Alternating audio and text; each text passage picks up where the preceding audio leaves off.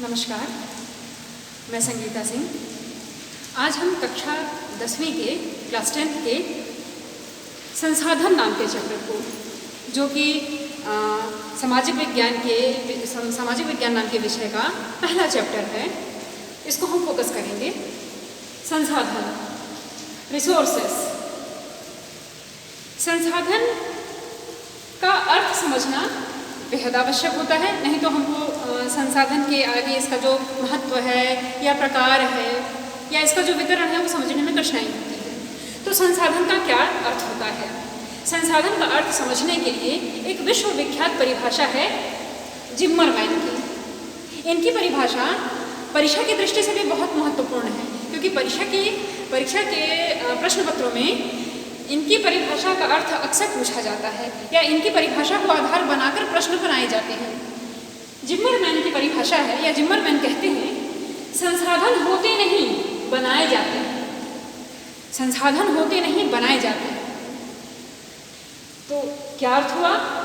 क्या होगा संसाधन? संसाधन हर वो चीज़ है जो हम अपने उपयोग में लाते हैं। संसाधन हर वह वस्तु जो मनुष्य अपने लिए उपयोग में लाता है। आप अपने दैनिक जीवन में सुबह से लेकर शाम तक बहुत सारी चीज़ों का उपयोग करते हैं, वो सभी आपके संसाधन हैं जिनको आप अपने लिए उपयोग में लाते हैं और जो आपकी आवश्यकता को पूरा करते हैं, वो आपके रिसोर्सेस हो गए।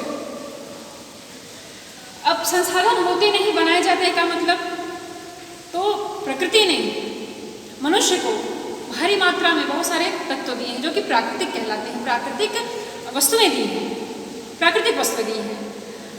अब मनुष्य अपनी बुद्धि, अपने कौशल, अपने हुनर, अपनी योग्यता को इस्तेमाल करके प्रकृति द्वारा प्रदान की गई वस्तुओं को अपने लिए उपयोगी बना लेता है। सभ्यता की जब शुरुआत हुई थी, जब मानव अपने लिए प्राकृतिक चीज़ों का इस्तेमाल करना सीख रहा था, तब भी उसने अपनी बुद्धि और कौशल तो लगाया होगा कि कैसे हम गुफा से हम अपने लिए एक घर भी बना सकते हैं, हम पत्तों से अपने लिए वस्त्र बना सकते हैं, हम आग जला सकते हैं, हम अपने लिए मांस पका सकते हैं। फिर धीरे धीरे क्या सीखा उसने? हम जानवरों को खेतों में इस्तेमाल कर सकते हैं, अपने आवागमन के लिए इस्तेमाल कर सकते हैं। इसका मतलब कि प्रकृति से ही मनुष्य लकड़ी पाया, आग जलाई, जानवरों का इस्तेमाल किया, धरती पर मिट्टी पर अन्न उपजाया, तो सब प्रकृति से ही मनुष्य को सबसे पहले मिला, क्योंकि मनुष्य स्वयं प्राकृतिक है, मनुष्य अप्राकृतिक नहीं है। तो मनुष्य को जितने भी इस्तेमाल करने की चीज़ें थी उसको प्रकृति से मिलनी थी। अब इसमें मनुष्य जब अपनी बुद्धि का, अपने कौशल का, अपनी योग्यता का, अपने हुनर का, कुशलता का उपयोग करता है, इस पर अपनी कुशलता लगाता है। किन पर? प्रकृति से मिले चीज़ों पर। जब मनुष्य अपनी कुशलता का प्रयोग करता है, अपनी बुद्धि का प्रयोग करता है, तो उन चीज़ों को जो उसके लिए तब तक किसी काम की नहीं थी, बुद्धि और कौशल का उपयोग करने के बाद वह मनुष्य अपने लिए काम का बना लेता है, उपयोग का बना लेता है।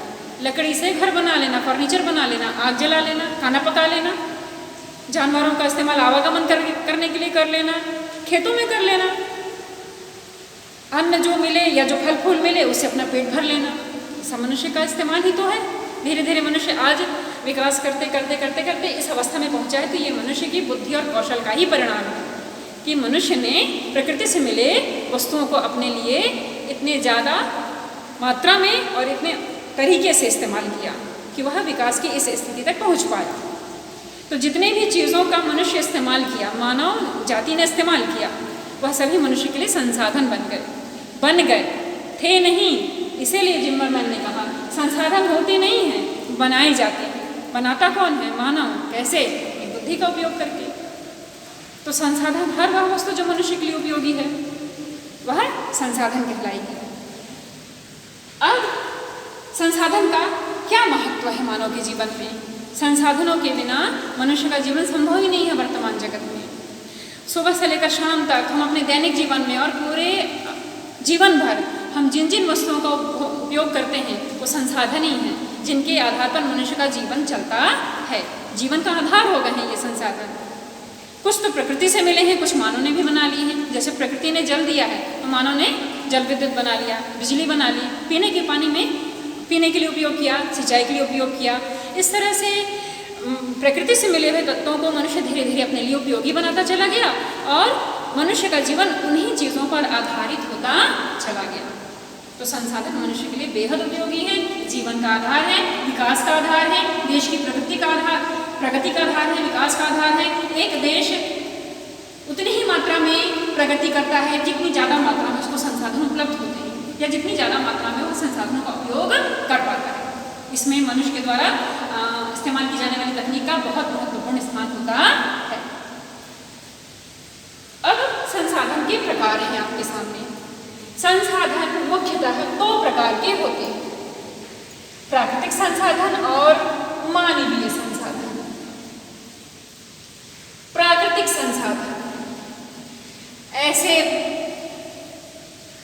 प्रत्येक तत्व, हर वह वस्तु जो मनुष्य को प्रकृति ने निःशुल्क का मतलब प्रकृति ने मनुष्य से इसके लिए कोई फीस नहीं ली, कोई चार्ज नहीं किया है, मानव जाति पर निःशुल्क दे दी है। इसको उपहार भी कह सकते हैं। उपहार पर कोई चार्ज नहीं लगाया जाता।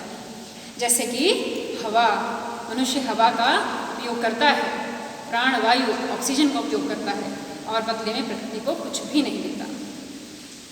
चलिए, आपके सामने आज यह होमवर्क है कि आज आप अपनी कॉपी में उन सभी वस्तुओं की एक सूची बनाएंगे, एक लिस्ट तैयार करेंगे कि प्रकृति ने मानव को कितनी सारी चीज़ें निःशुल्क प्रदान की हैं जिनका मनुष्य उपयोग करता है। ठीक है, यह आज आपका एक गृह कार्य होमवर्क हो गया। और दूसरा है मानवीय संसाधन। मानवीय संसाधन जो प्रकृति से मिलने के बाद मनुष्य ने बना ली। मानव ने भी बहुत सारी चीज़ें बनाई। जैसे उदाहरण के लिए, अगर प्रकृति ने खनिज पदार्थ दिए तो मनुष्य उसे अपने लिए लोहे से मशीनें बनाया, घर में इस्तेमाल किया। मनुष्य अपने लिए दुकानें बनाया, संस्थाएं बनाया, सड़कें बनाए, भवन बनाए। मनुष्य द्वारा बनाई गई रीति रिवाज, परंपराएं, धर्म इत्यादि सब कुछ, ये सभी मानवीय संसाधन कहलाते हैं जिनका निर्माण मनुष्य ने किया है। लेकिन रिसोर्सेस, उसको माध्यम कहाँ से मिला? प्रकृति से। प्रकृति से चीज़ें लेकर मनुष्य उससे कोई नई चीज़ बना लेता है, तो वह मानवीय संसाधन कहलाते हैं। कुछ ऐसी भी चीज़ें हैं जो प्रकृति से तो नहीं मिली लेकिन मनुष्य के स्वभाव में थी, जैसे धर्म, रीति रिवाज, परंपराएं, मनुष्य की संस्कृति। ये सभी मानवीय संसाधन के अंतर्गत आएंगे।